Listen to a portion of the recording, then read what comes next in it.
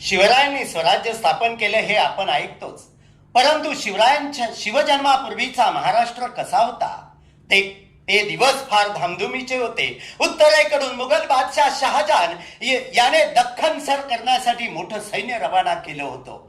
शहाजी राजांच्या जहागीरचं नाव होतं पुणे. विजापूरच्या आदिलशहानं ते बेचिराट करून टाकलं होतं. शहाजीराजे अडचणीत सापडले.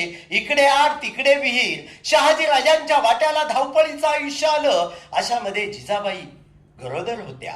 तेव्हा तेव्हा धामधुमीमध्ये आणि या धावपळीमध्ये त्यांना ठेवायचं बरं कुठं, हा मोठा प्रश्न शहाजीराजांपुढे उभा राहिला. शहाजीराजांना शिवनेरी किल्ल्याची आठवण आली. जिजाबाईंना त्यांनी शिवनेरीवर ठेवायचं ठरवलं. शिवनेरी हा पुणे जिल्ह्यातील जुन्नर जवळचा किल्ला. त्याच्या चारी बाजूला उंच कडे, बक्कन तटबंदी, बळकट दरवाजे होते. किल्ला मोठा मजबूत होता. विजयराज हे त्याचे किल्लेदार होते. ते भोसल्यांच्या नात्यातलेच होते. जिजाबाईंच्या नात्यातले असल्यामुळे त्यांच्या रक्षणाची जबाबदारी त्यांनी स्वीकारली.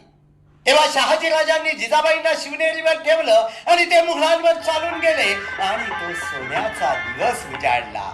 फाल्गुन वद्य शके 1551 म्हणजेच इंग्रजी वर्षाप्रमाणे 19 फेब्रुवारी 1630 शिवनेरीच्या नगरखान्यामध्ये सनई चौघडा वाजत होता. अशा मंगल क्षणी जिजाबाईंच्या पोटी पुत्र जन्मला. किल्ल्यावर आनंदी आनंद झाला. बाळाचं बारसं झालं. शिवनेरी किल्ल्यावर जन्म झाला म्हणून बाळाचं नाव शिवाजी असं ठेवण्यात आलं. शिवरायांच्या वयाची पहिली 6 वर्ष धावपळीमध्ये गेली, पण या धावपळीतही जिजाबाईंनी शिवरायांना उत्तम शिक्षण दिले. सायंकाळी त्या सांजवात लावायच्या. शिवबांना जवळ घेत मायेने कुरवाळत आणि शिवबांना रामाच्या आणि कृष्णाच्या, भीमाच्या आणि अभिमन्यूच्या गोष्टी सांगायच्या. तसेच कधी नामदेवांचे, कधी ज्ञानेश्वरांचे, कधी एकनाथांचे अभंग म्हणून दाखवायच्या. शिवरायांना शूर पुरुषांच्या गोष्टी खूप आवडायच्या.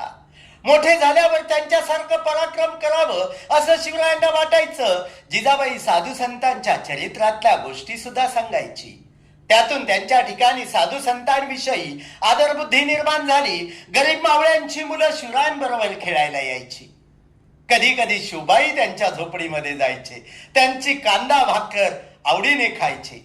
त्यांच्याशी गमतीदार खेळ खेळायचे. मावळ्यांची मुलं म्हणजे जणू रानातली पाखरं.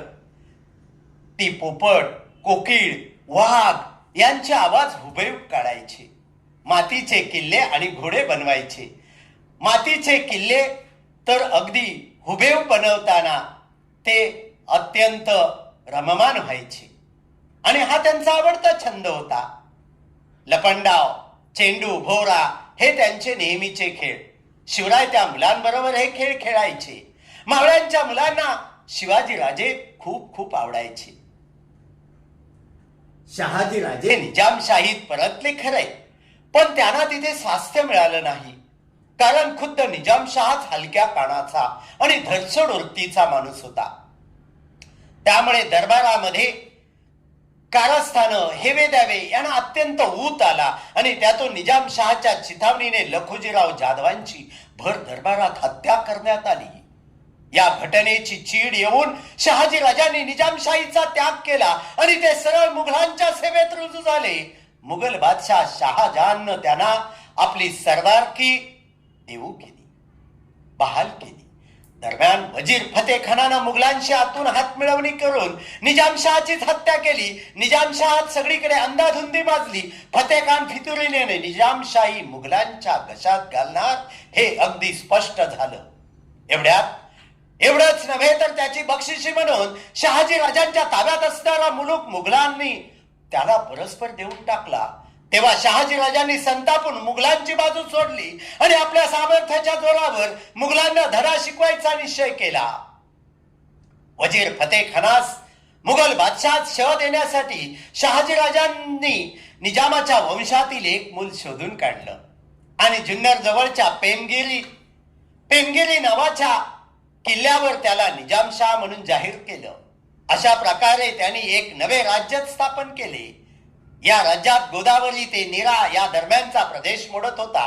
आपल्या या राज्याचं रक्षण करण्यासाठी शहाजीराजे मोठ्या शर्थीने लढले. या कामी आदिलशहाने त्यांना साथ दिली. पण पुढे पुढे तर खुद्द मुघल बादशाह शहाजहान दक्षिणेत शहाजीराजांवर चालून आला आणि त्याने आदिलशहा स्तंभी दिली. तेव्हा आदिलशहाने शहाजीराजांच्या विरोधात त्याच्याशी मैत्रीचा तह केला. आता मुघल आणि आदिलशाही यांच्या संयुक्त फौजांशी शहाजीराजे गनिमिकाव्याने लढू लागले. परंतु एकटे शहाजीराजे त्यांच्याशी किती दिवस लढणार? त्यांची शक्ती अपुरी पडू लागली. तेव्हा नाईलाज होऊन 1636 साली त्यांनी मुघलांशी तह केला आणि शहाजीराजांना हा काळ अजिबात अनुकूल नव्हता. म्हणून त्यांचा स्वतंत्र राज्य स्थापण्याचा प्रयत्न तडीच गेला नाही.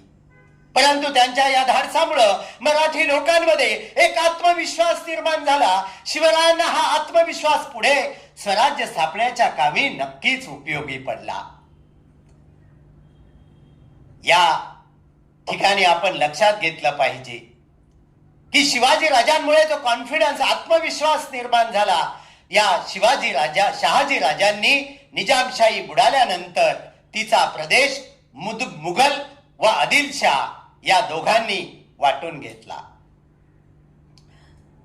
शहाजी राजांच्या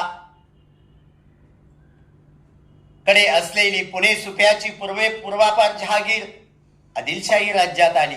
तेव्हा आदिलशहानं ती जहागीर आपल्या वतीनं त्यांना दिली. आता शहाजी राजांनी आदिलशहाची सेवा करायची स्वीकारलं. आदिलशहाने त्यांना पुण्यापासून दूर कर्नाटकातील प्रदेश जिंकण्याच्या कामावर नेमणूक केली. शहाजीराजे कर्नाटकात गेल्यानंतर काही काळानं जिजाबाई आणि शिवराय सुद्धा त्यांच्याकडे गेले. शिवरायांचं महाराष्ट्रातील बालपण धामधुमीत गेलं होतं. आज या किल्ल्यावर तर उद्या त्या किल्ल्यावर अशी जिजाऊ आणि शिवबांची धावपळ चालू असायची. त्यावेळी वडिलांच्या पराक्रमाच्या गोष्टी लहानग्या शिवबाच्या कानावर पडायच्या. पुढे कर्नाटकात आल्यावर या मायलेकरांना थोडा स्वस्थपणा मिळाला. कर्नाटकातील अनेक राजांना शहाजीराजांनी जिंकलं. तेव्हा आदिलशहानं त्यांना बंगळूरची जहागीर बक्षीस म्हणून दिली. आता बंगळूर हे शहाजीराजांनी आपलं मुख्य ठाणं केलं आणि तेथे ते एखाद्या राजासारखे वैभवात राहू लागले आणि दरबार भरू लागले. जय शिवराय.